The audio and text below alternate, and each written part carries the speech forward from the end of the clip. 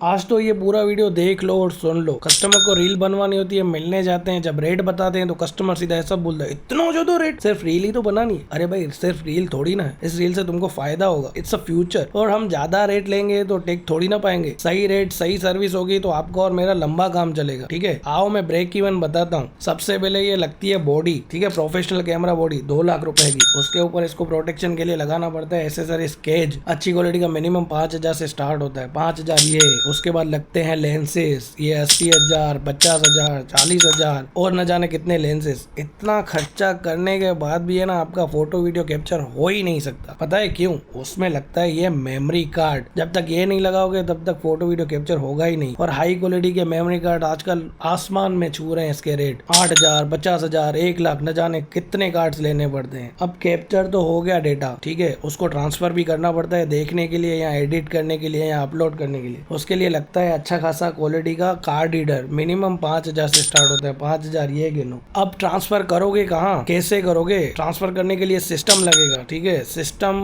Transfer के लिए भी और एडिट के लिए भी। जो मिनिमम अच्छी क्वालिटी का 1.5 लाख तो खर्चा खा ही जाता है। अब उसके लिए लगता है सेटअप, टेबल हो गया, चेयर हो गया, उसका 15,000 गिनो। ट्रांसफर करके स्टोरेज भी तो लगती है, जिसके लिए हार्ड डिस्क लगती है, ठीक है, एक नहीं न जाने कितनी। डेटा बहुत हैवी होता है, स्टोर तो करना ही पड़ता है। इसके भी रेट चले गए हैं आसमान में। एआई के बाद तो स्टोरेज का इतना प्रॉब्लम है ना, फोन हो, टेबलेट हो, लैपटॉप हो, सिस्टम हो, मतलब स्टोरेज तो चाहिए ही चाहिए। ये एक्सपेंस अलग। अब डेटा आपका शूट हो गया, ट्रांसफर हो गया, स्टोर हो गया, उसको एडिट भी तो करना पड़ेगा ना, जिसके लिए सॉफ्टवेयर लगते हैं। वो ऐसे ही नहीं होता है। ये खर्चा तो कुछ भी नहीं है। सबसे बड़ा एक्सपेंस है ना टाइम का। Money is not money, time is money. Shoot में जितना टाइम लगता है ना, उससे कई गुना, 3 गुना समझो एडिट में टाइम लगता है, तब जाके एक वीडियो आपके पास पहुंचता है। और ये सब खर्चे अपनी जेब से करना पॉसिबल नहीं है। जितना भी मैंने रेट बताया, बोलने में सुनने में तो इजी लगा होगा, जब लेकिन जेब से निकाल के खरीदने जाओगे ना, तब असलियत पता चलेगी। और इन सब की EMI लगती है। हमारे पास पेड़ से पैसे तो आए नहीं है, ठीक है। और ये सब को चलाने के लिए ये पूरा का पूरा इंसान लगता है, जिसकी एक्सपर्टीज, एक्सपीरियंस, तब जाके आपको एक रिजल्ट मिलता है। और ये सब हाथ में लेके तो नहीं घूमेंगे। इसको लेके जाने के लिए एक प्रोफेशनल बैग लगता है,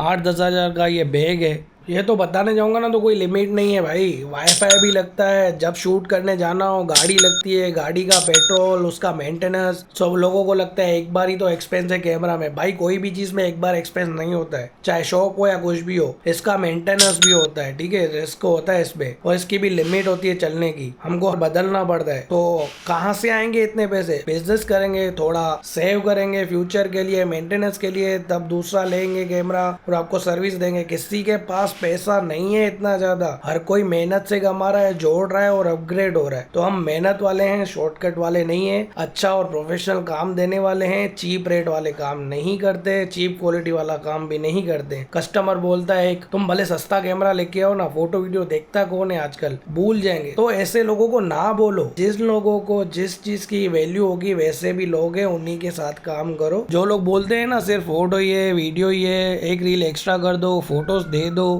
तो भाई उन लोगों को काम ही मत करो, उन लोगों को मुंह पे ना बोल दो। कस्टमर 2 तरीके हैं, जिनको सिर्फ रेट से मतलब है, काम से नहीं, ठीक है, लेकिन बाद में आपको चिल्लम चिल्ली करेंगे जब आप काम दोगे। और दूसरे जिनको काम से मतलब है, रेट से मतलब नहीं। हाँ, आप रेट सही बोलोगे तो वो डिस्कस करेंगे ही नहीं। जब रेट हाई होगा, लो होगा, तो वो कस्टमर आएंगे भी नहीं जिनको काम से मतलब है। तो तुम अपनी वैल्यू करो, अपने काम की वैल्यू करो, कस्टमर अपने आप तुम्हारे पास आएगा। और ना बोलना तो सीख ही जाओ भाई। एक कस्टमर का फोन आता है, तुम्हारा रेट ज्यादा है, अरे बिजनेस हमारा, मेहनत हमारी, रेट वो डिसाइड करेगा। जिस दिन कस्टमर रेट आपका डिसाइड करे ना, तब वो बिजनेस नहीं कर रहे हो, आप गुलामी कर रहे हो, सेवा कर रहे हो। आपका बिजनेस, आपको आइडिया है कितना एक्सपेंस होगा, कैसे चार्ज करना है, आप डिसाइड करोगे रेट, ठीक है, कस्टमर नहीं। इतने में ही समझ जाओ। एट द एंड कहने का मतलब भाई और भी बातें हैं, बहुत सारे एक्सपेंसेस है। लाइट बिल हो गया, हमको मेहनत करनी है, सोचना पड़ता है, खाना पड़ता है। भाई ऐसे ही कुछ भी नहीं चलता, बिजनेस हो या लाइफ। कहने का मतलब है कि थोड़ा काम करो लेकिन अच्छा काम करो। लाइफ में परमानेंट कुछ भी नहीं है।